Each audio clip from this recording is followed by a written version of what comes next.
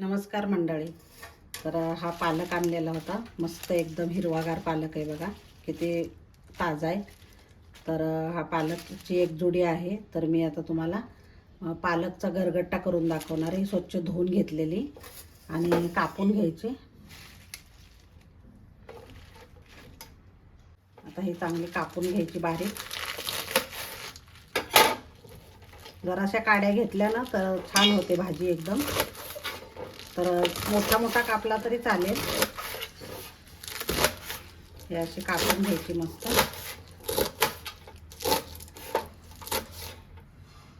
आणि मी कुकरमध्येच घालणार आहे, कारण पटकन शिजते कुकरमध्ये. आणि ह्याच्यामध्ये ना मी चण्याची डाळ आणि शेंगदाणे थोडेसे घातलेले, ते कुकरमध्ये टाकून घ्यायचे आधी. आणि पालक घालायचा वरून आणि 2 शिट्ट्या काढायच्या. थोडंसं गरम पाणी होते म्हणजे पटकन शिजते भाजी. आणि 2 शिट्ट्यामध्ये पटकन शिजून जाते भाजी. पालकला काही जास्त वेळ लागत नाही.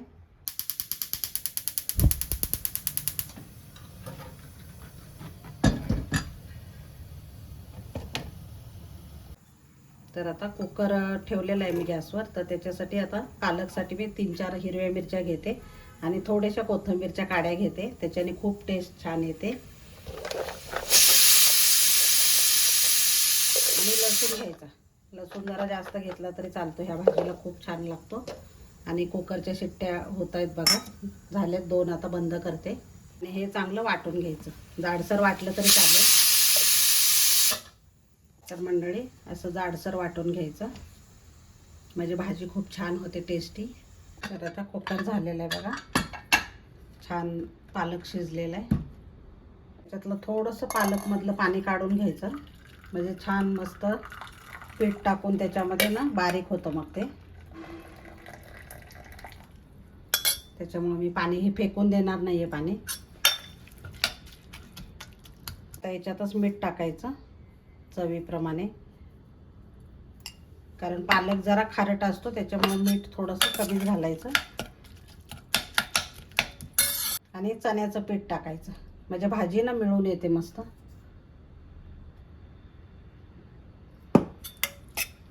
आणि हे सगळे असे मिक्स करायचे. हे बघा छान शिजते मस्त. आणि पीठ टाकल्यानंतर चांगले मस्त मॅश होते.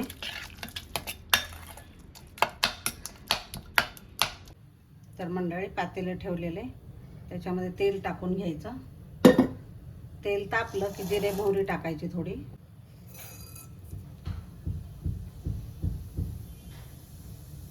आणि हे वाटण केलेलं होतं मिरची आणि लसूणचं ते टाकायचं. कढीपत्ता टाकायचा.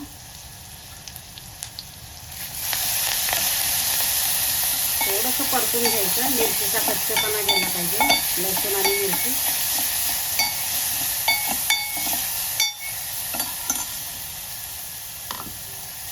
हिंग टाकायचं. थोडी हळद टाकायची.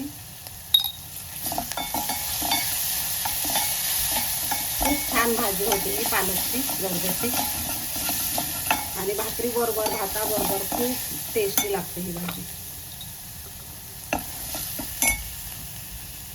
आता हे मिरची वाटलेले ना ते पाणी येतात टाकते. आता हा सगळा पालक टाकून घ्यायचा.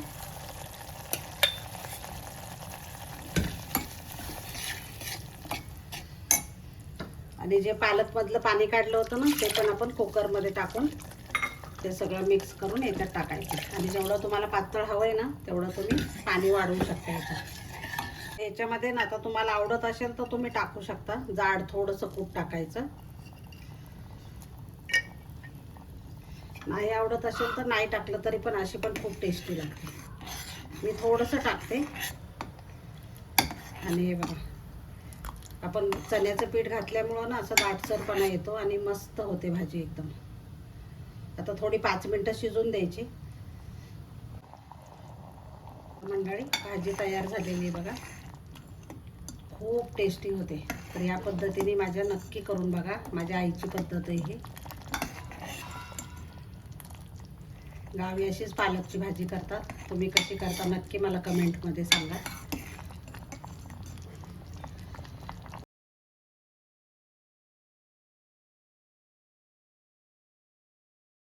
तर मंडळी मस्त पालकची भाजी तयार झालेली. तर तुम्ही कशाबरोबरही खाऊ शकता, भाकरी, चपाती, भात. खूप छान लागते, खूप टेस्टी लागते. तर नक्की ट्राय करा. आवडली तर लाईक, शेअर आणि सबस्क्राईब करायला विसरू नका. धन्यवाद.